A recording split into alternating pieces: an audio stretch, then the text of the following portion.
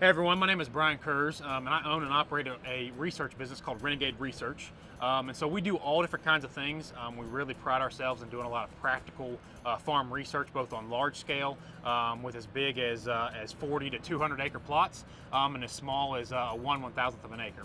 So today we're going to go over a few things, just kind of some of the planters. It's that time of year, it's springtime, it's weather's finally starting to warm up, and so we're going through all the planter maintenance, different things that we're checking, different gauges and different styles of things that we need to be looking at.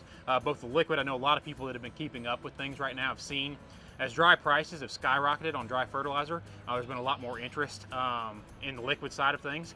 And so that's a lot of what we do already anyways. We do all different types of research, but we are set up very well to have multiple different types of liquid.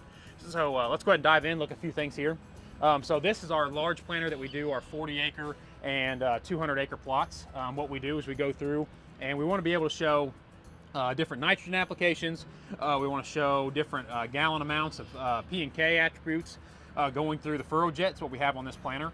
And so we're playing with a lot of different things, different additives, a lot of mixes.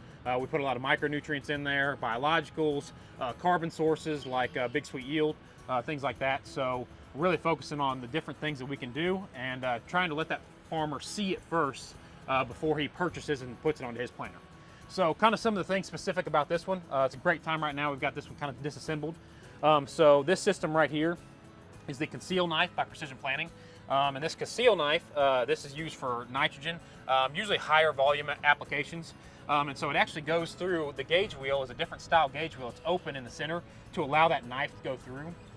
Many of you that are familiar with different liquid nitrogen applications, a lot of times they're back here on the closing wheel system. And so they're either running a tube on the ground, they've got an offsetting knife with a chicken track style, lots of different methods there. And the problem is that even though you're only about 1.5 to 2 foot behind the placement of the seed, as the planter is shifting, turning, especially on fields that don't have square edges, you're not getting that nitrogen placement as you see when it follows and moves. You're not getting exactly where you need to be. Again, so they want to increase the placement of where exactly we're getting. So if you can see right here, where it comes out of the tip of the blade is right there where that seed's going to be dropping. So that's why the application of where it is going exactly, this is probably one of the best things on the market right now for placement of a nitrogen source. A lot of people run sulfur, boron, things like that with it too.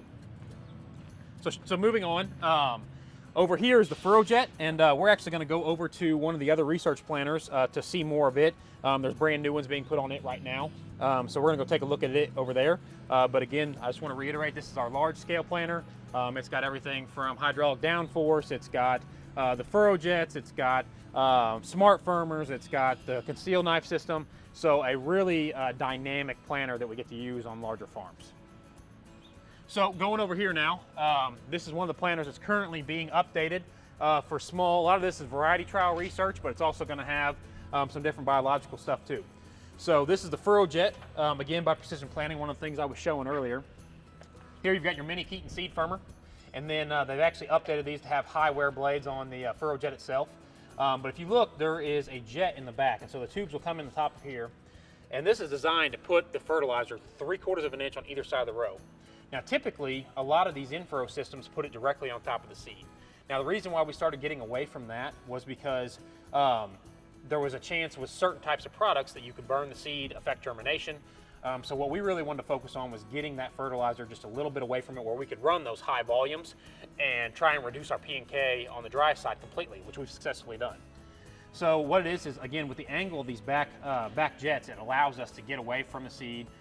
We're now 3/4 of an inch to an inch is usually our target, and I've ran as much as 20 to 25 gallon of an in-furrow product and not affected germination at all. So one of the other attributes that we use a lot of is, especially on our high volume ones, is the planter that I designed a couple years ago.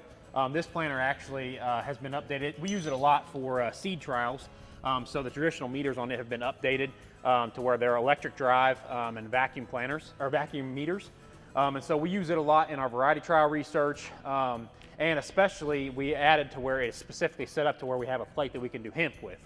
So those of you that have been following along with our hemp research, really excited about this year. We got some more direct sow coming in, some things we're doing. We obviously use the transplanter for our photoperiod plants, but we're really excited about the research going on with it this year. We get to expand now from not just doing variety trial research with the other planter, but now we also get to do different liquid setups on it too. So really exciting, really glad. I love this time of year. It's great weather. I love getting through the planters. I'd love for you to reach out if you want to come out and check out some of the things we're doing to them, or got more interest in some of the things that, some of the tests we're looking at or some of the trials we're doing this year.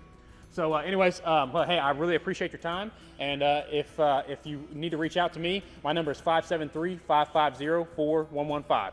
Thanks, have a great day.